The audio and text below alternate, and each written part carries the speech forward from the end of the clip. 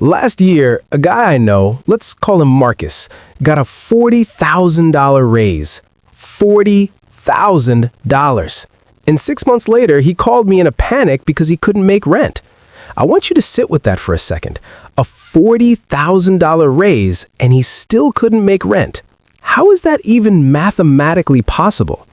Because here's the thing most people never figure out. Income doesn't make you wealthy. The gap between what you earn and what you need does. And if you keep closing that gap with stuff, cars, furniture, gadgets, bigger apartments, you will never ever feel financially safe, no matter how much you make. I'm going to show you exactly how that happens today, and more importantly, I'm going to give you the rules that break that cycle permanently. But first, I need to walk you through a thought experiment. I need you to picture two front doors. Behind door number 1 lives someone earning $95,000 a year. Step inside. You're immediately hit by a wall of screens, a 75-inch television mounted and gleaming. There's a $4,000 leather sectional that still smells like the showroom. The kitchen is an appliance graveyard, an air fryer, a sous vide machine, a pasta maker, an espresso machine, most still half wrapped in packaging. The closets, you can barely close them. Tags still on half the clothes. The spare bedroom isn't a bedroom, it's a warehouse. And this person, pulling nearly $100,000 a year, checks their bank account with a knot in their stomach every single morning. 2 missed paychecks away from total collapse.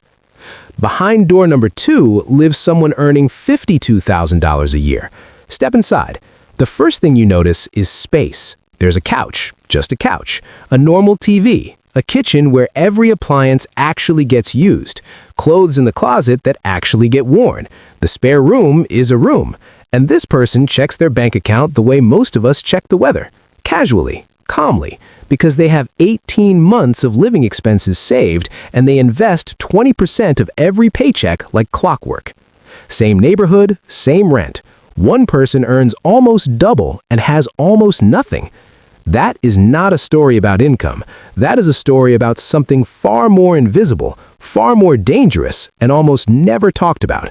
That is a story about how your stuff is secretly running your financial life. And today, I'm going to hand you the exact rule book to take that control back. Before we get into the rules, I need to rewire something in your brain, because until you see this, none of the rules will stick.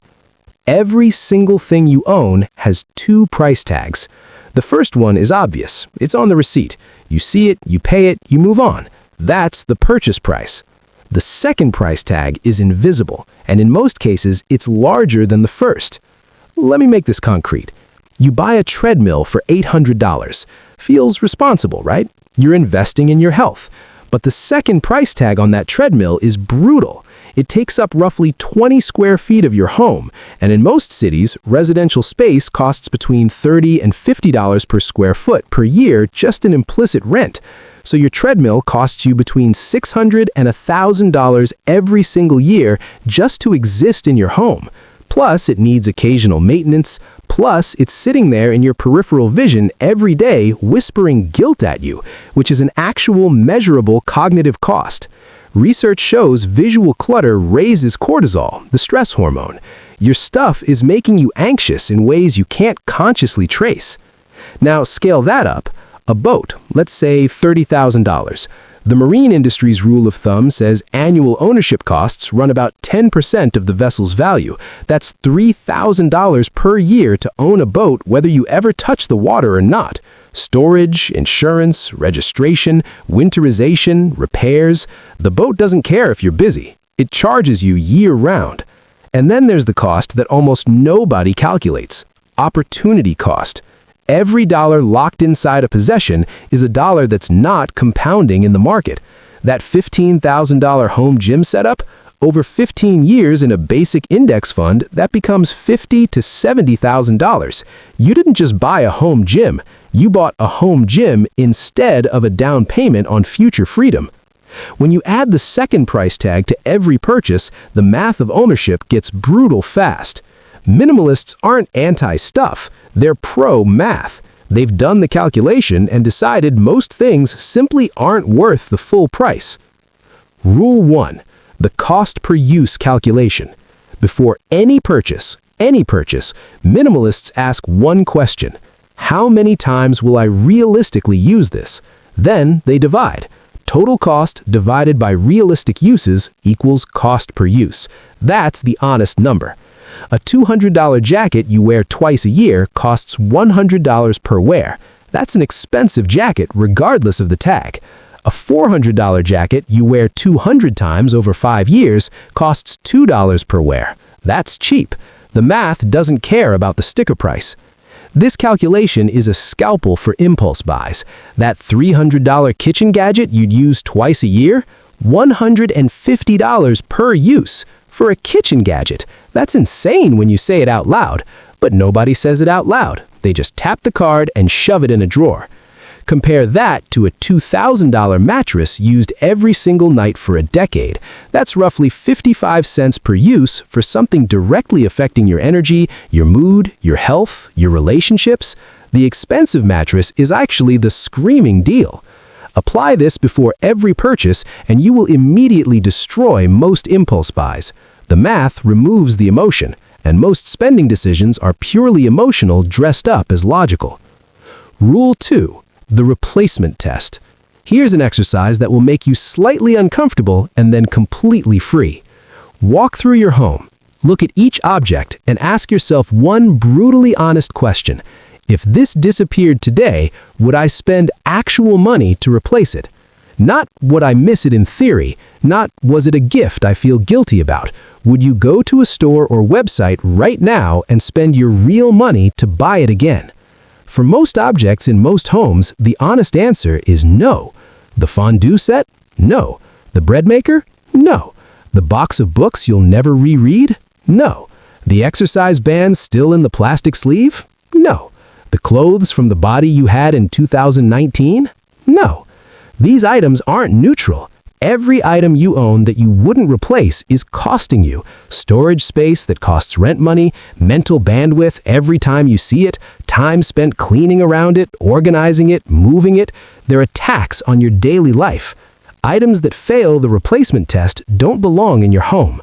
Sell the ones worth money, donate what someone else could use, discard the rest. What you're left with is extraordinary, a home full of things you actually chose. Rule 2. Never upgrade out of boredom. This is the rule that would save the average American $200,000 over their lifetime, and almost nobody follows it. Here's the pattern. You own something that works perfectly. Then a newer version exists, or you just get tired of looking at the old one, and somehow, through the magic of modern marketing, a desire to avoid boredom transforms into a need to spend money. Minimalists have one policy: never replace something that functions properly.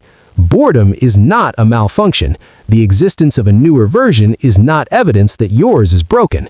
The neighbor's upgrade is not a signal about your needs. The average American replaces their phone 2 to 3 years, usually while the old one works fine. Over a 30-year adult life, that pattern alone costs $30,000 to $50,000.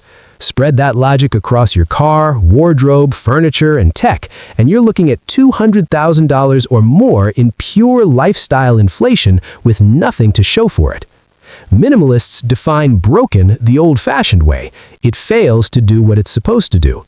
Until that moment arrives, the upgrade conversation doesn't happen.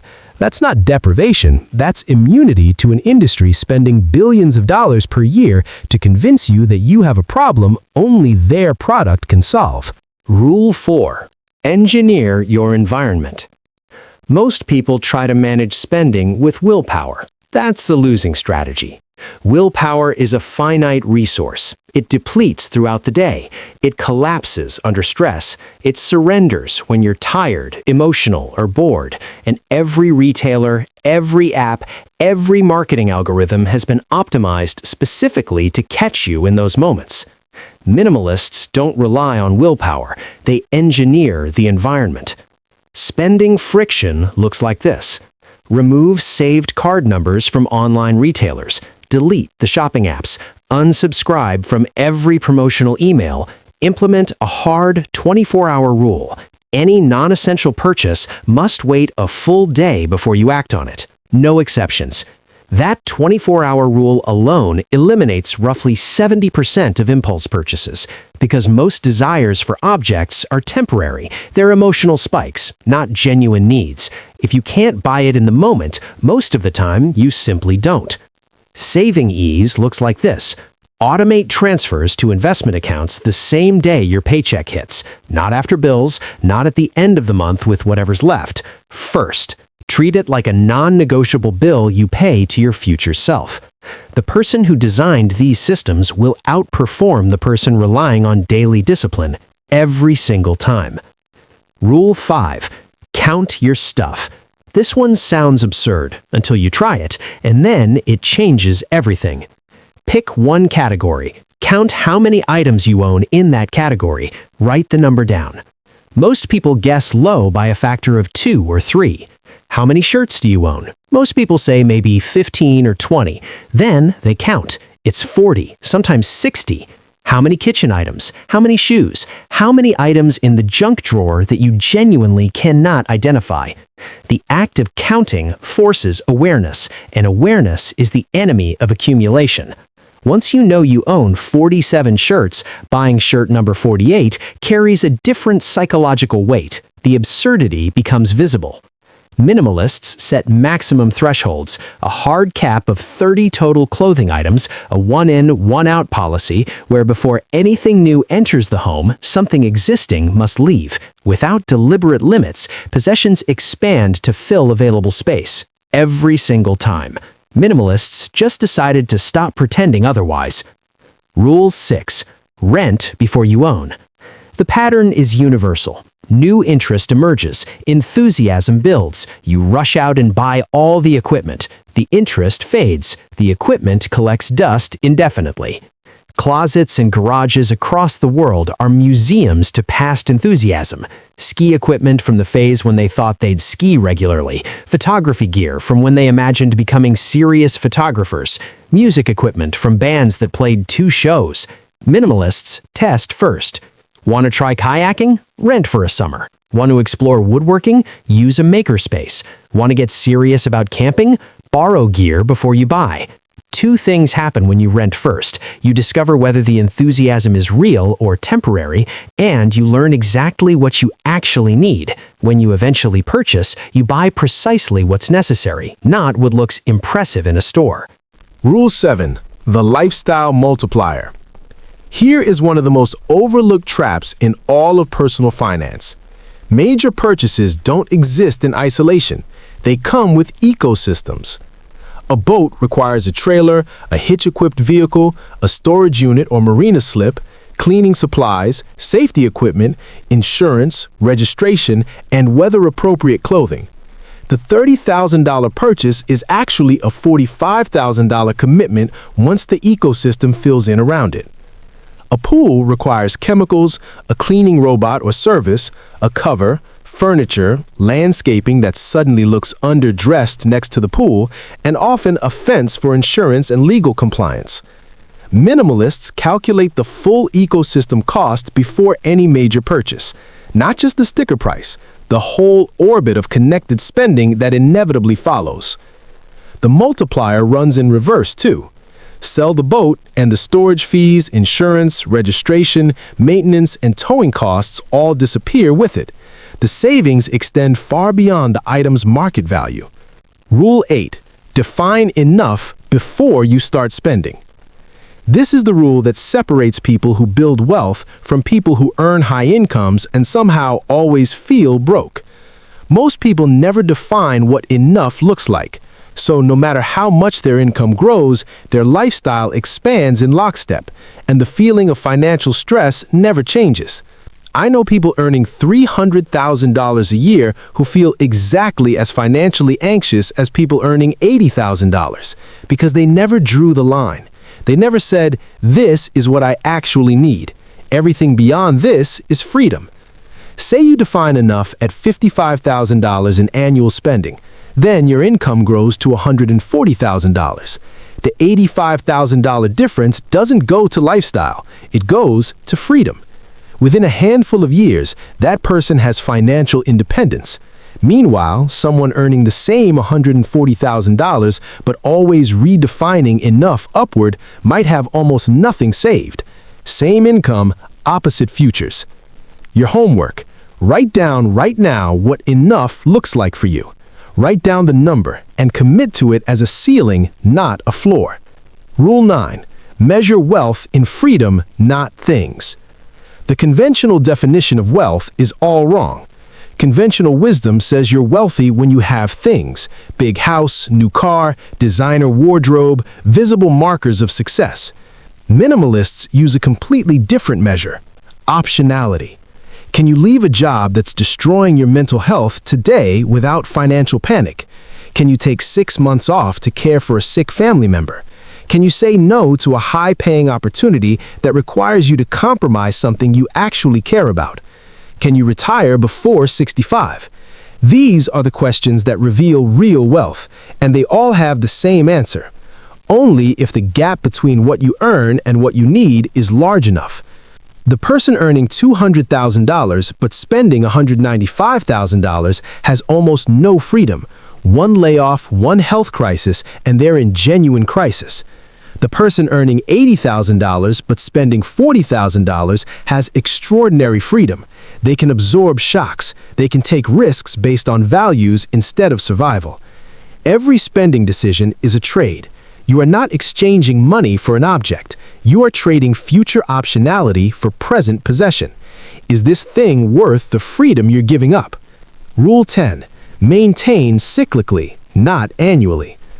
The biggest mistake people make when they try to minimalism is they do one giant purge, feel incredible, and then slowly drift back to exactly where they started. Within 2 years, it's like the purge never happened. Minimalists don't do annual purges. They do continuous maintenance. Every week, a quick scan of anything new that entered the home. Every month, a focused review of one category. Every quarter, a broader look at whether accumulation is creeping back anywhere. Small and regular beats massive and occasional. Removing 3 items per week is sustainable and almost effortless. Removing 300 items once a year feels like a part-time job and often gets indefinitely postponed. The cyclical approach also does something the one-time purge can't do. It builds awareness. You start to notice which categories tend to accumulate. You catch yourself in the patterns. You recognize which marketing formats work on you specifically. That awareness lets you stop accumulation before it starts. Here's the thing nobody tells you about minimalism and money. The relationship goes both directions. Owning less creates more money, but having more money also makes owning less feel natural. When your savings account is genuinely healthy and your investments are growing, the psychological pull towards stuff, the compulsive, unconscious pull, it starts to fade, because most of that consumption wasn't really about the stuff. It was about filling a hole that financial insecurity creates. People buy things to feel secure, successful, and in control. When you actually are secure financially, the things stop being necessary to feel that way. Spending less leads to saving more. Saving more creates genuine security. Genuine security reduces the emotional drive to spend, which accelerates saving further, around and around, in the right direction. The opposite cycle is equally powerful and far more common. Spending everything creates insecurity. Insecurity drives more spending as temporary emotional relief. More spending deepens the insecurity. That cycle continues until something external forces a breaking point. The choice between these two cycles is available to every single person regardless of income. High earners get trapped in the destructive cycle constantly. Modest earners ride the virtuous cycle to real wealth all the time. Income determines the size of the numbers. Your relationship with stuff determines which cycle you're in. So, here's what I want you to do this week. Pick 5 objects in your home and ask the replacement test question. Would you actually spend money to replace them? For the ones that fail, move them out. Install the 24-hour rule for every non-essential purchase this month, just 1 month. Track how many purchase impulses survive it versus how many disappear. The data will change how you think. And before you go to sleep tonight, write down your number. What does enough look like for you in actual dollar terms? Because until you define the finish line, you are running a race that never ends. The apartment with space and calm, that's not a fantasy for high earners. That's what happens when someone at any income level decides with full clarity that they'd rather own their possessions than be owned by them. If this changed how you think about your finances, share it with one person who needs it. And drop in the comments, what's the one object in your home you'd refuse to replace? I genuinely want to know. See you in the next one.